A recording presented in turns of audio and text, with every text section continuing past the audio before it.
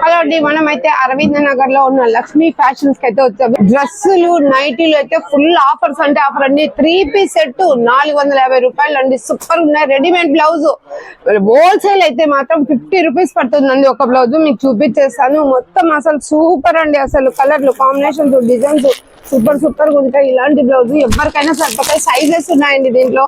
XL, ML, XXL కూడా ఉంది. అలాగే నైటీలు వచ్చేసి 1000 కి ఎన్ని చిన్న 1000 కి 8 అండి. 8 అన్నమాట.